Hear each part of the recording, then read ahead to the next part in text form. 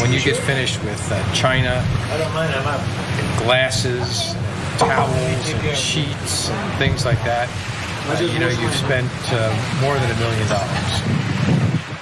I have a joke. If the rest of the world learns what it's like to live on a yacht like this, they're going to bring back the guillotine.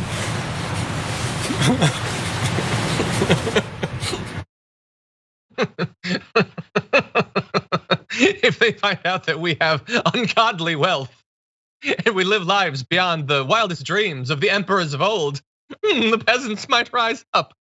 Anyway, that is not a new clip. Let's just be clear about that. It's from a documentary called Mega Yachts, the latest craze for billionaires, which I believe came out in 2020.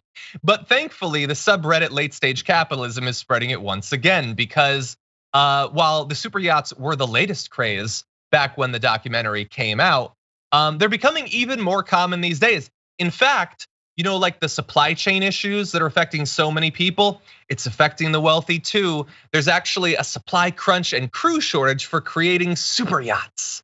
A record 1,024 super yachts were in construction or on order. I believe this is as of late last year.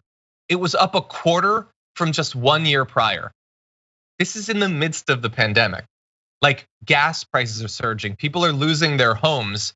And if you're rich, the biggest issue you have is, I have to wait till next spring to get my super yacht. With a super yacht being defined in this case as anything from $2 to $3 million, maybe up to $500 million, depending on their size and complexity. And if people ever find out about this, Sabrina, they might want the guillotine to come back. What do you think? The fact that he's aware that if people knew how he was living, that it would just amaze them. I just despise him. I do not care for billionaires. Billionaires should not exist. Billionaires are a policy failure. But yeah, the fact that his biggest concern is that he's not going to have the workers to run this ship, that just goes to show labor controls so much of the world. Workers have so much power, and the thing is, like a lot of workers, like, don't really know it. So that's why we should continue to advocate for unionization as we see union applications spike this year, and hopefully those numbers continue to grow because workers control so much, and we have more power than we think if we band together. Yeah, if only by pure manpower. I was reading a story about one of the Russian oligarchs' yachts, and it was wildly overpriced. It was like $300 million, and it said that it had accommodations for 14 guests and 28 crew.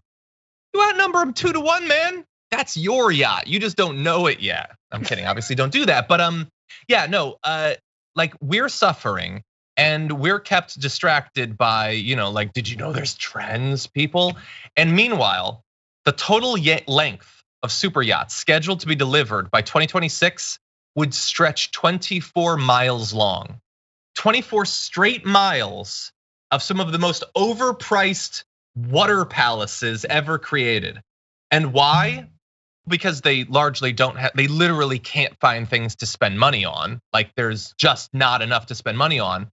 And they want to have some of the most joyless parties ever. Like, did you see that footage? Did they seem 1,000 times happier than you at your get-togethers? Did they seem 20% happier than you? I went to a party at Brett Ehrlich's house, and I had a bacon-wrapped hot dog, and I was enjoying my life more than that millionaire with his fancy china. I guarantee it.